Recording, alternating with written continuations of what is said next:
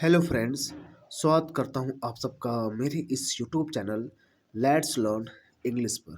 दोस्तों, आज मैं आप लोग के लिए एक पैसेज लेकर आया हूं जिसे इंग्लिश से हिंदी में ट्रांसलेट किया गया है।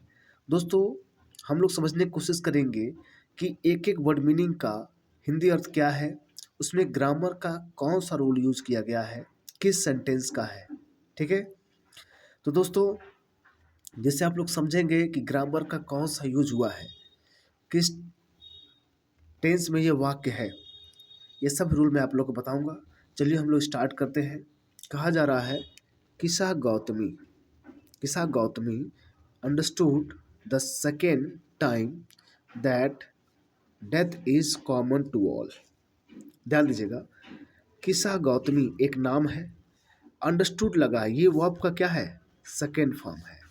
अब सेकेंड फॉर्म है तो इसका मतलब किस टेंस में जाएगा, ये पास्ट इंडेफिनिट में जाएगा। पास्ट इंडेफिनिट का क्या स्ट्रक्चर होता है, पहले हम सब्जेक्ट लिखते हैं, वर्ब का सेकेंड फॉर्म लिखते हैं, उसके बाद ऑब्जेक्ट लिखते हैं प्लस अदर वर्ड लिखते हैं। ठीक है, तो वही बात यहाँ पे कहा जा रहा है किसा गौतमी की। ध्यान दीजिएगा, किसा गौतमी अंडरस्टूड, अंडरस्टूड मतलब समझना होता है, तो मतलब समझ गई। ओके, यानी किसा गौतमी एक नाम है, अंडरस्टूड मतलब समझ गई। ठीक है, द सेकेंड टाइम मतलब दूसरी बार में, इसका अर्थ क्या होगा, दूसरी बार में। ठीक है, यानी किसा गौतमी क्या होगा, समझ गई, द सेकेंड टाइम दूसरी बार में, दैट दैट मतलब कि, दैट मतलब कि, यहाँ पर दैट का अर्थ वह नहीं होगा, क्योंकि यहाँ पर कंजक्शन काम कर रहा है, दो सेंटेंस को जोड़ने काम कर रहा है।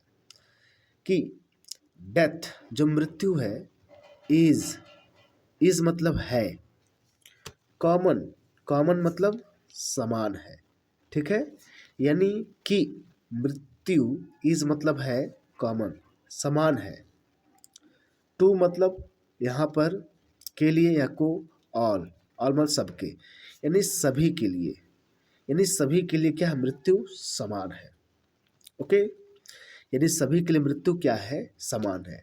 तो दैट मतलब जो, या कि डेथ इज कॉमन, मृत्यु क्या है, कॉमन है, टू ऑल सबके लिए। अंडरस्टूड। नेक्स्ट देखिए क्या कहा जा रहा है, सी मतलब वह, या मतलब किसा गौतमी, इसका प्रोनाउंस सी होगा। अंडरस्टूड मतलब समझ गई। ठीक है, मतलब वह समझ गई, सी मतलब वह, अंडरस्टूड मतलब समझ गई, दैट मतलब कि, सी मतलब वह, वाज मतलब थी, बीइंग सेल्फिश। ठीक है, बीइंग मतलब हो जाना, और सेल्फिश मतलब स्वार्थी, यानी स्वार्थी हो गई थी। इन मतलब में, हर मतलब लड़की, जैसे महिला अपने लिए क्या करती है, सी अपने लिए हर यूज करती है। ठीक है, सी अपने क्या यूज करेंगी, हर यूज करेंगी, तो इसलिए हर आया है। ध्यान दीजिएगा, तो क्या करा, इन हर अपने, ग्रीफ दुख में, ग्रीफ मतलब होता है दुख। ठीक है, तो यहाँ आप समझ गए, शी मतलब वह, अंडरस्टूड मतलब समझ गई, दैट की वह समझ गई कि, सी वह, वाज थी, बीइंग मतलब सी वाज बीइंग सेल्फिश, वह सेल्फिश मतलब स्वार्थी, बीइंग मतलब होना। ओके, तो वह स्वार्थी हो गई थी। इन हर ग्रीफ अपने दुख में, वह अपने दुख में क्या हो गई थी भाई, वह स्वार्थी हो गई थी। ठीक है, बीइंग मतलब हो जाना, तो she was being selfish in her grief. ठीक है, नेक्स्ट देखिए क्या कहा जा रहा है, there was no house. There was, तो देयर तो एक इंट्रोडक्टरी वर्ड है।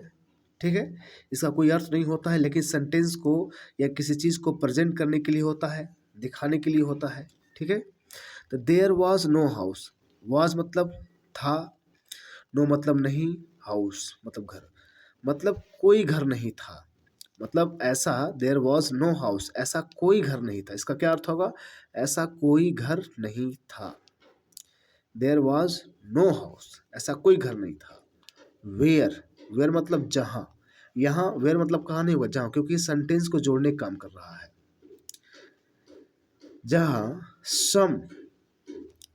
सम बिलव्ड हो गया, सम मतलब किसी, बिलव्ड मतलब प्रिय, हैड लगा है, ये किस में है?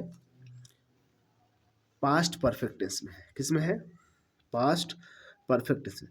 तो पास्ट परफेक्ट टेंस का स्ट्रक्चर क्या होता है? पहले हम सब्जेक्ट लिखते हैं, फिर हैड लिखते हैं, इसके बाद वर्ब का थर्ड फॉर्म होता है। Okay, object plus other word. पहचान क्या होता भाई?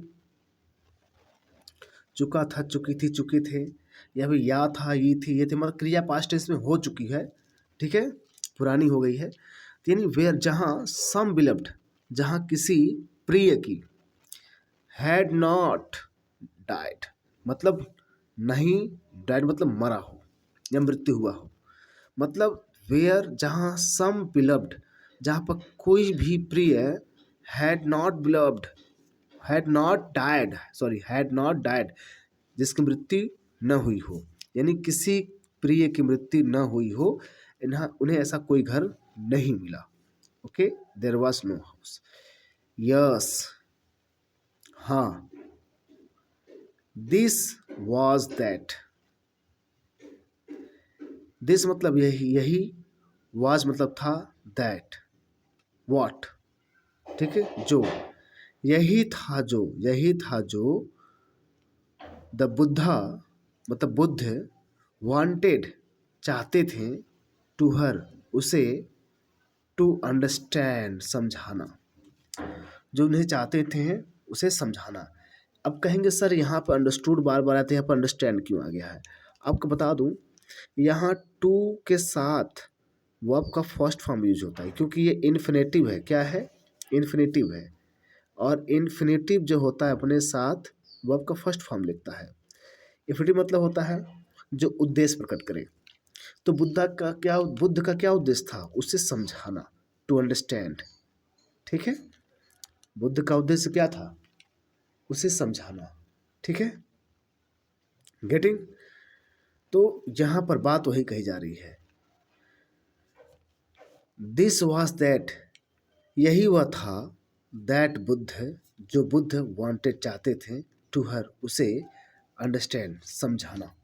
ओके, तो दोस्तों आपने देखा यहाँ पर एक एक वर्ड मीनिंग का क्या अर्थ था, एक एक हिंदी मैंने बताया आपका, हिंदी का इंग्लिश में और इंग्लिश का हिंदी में, और सेंटेंस का क्या स्ट्रक्चर हुआ है, कैसे स्ट्रक्चर हुआ है, ये पूरा मैंने आपको समझा दिया।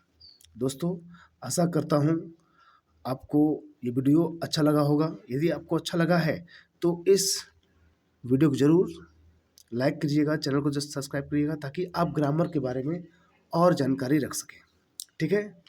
तो दोस्तों हम लोग मिलते हैं नेक्स्ट वीडियो में। Thank you very much.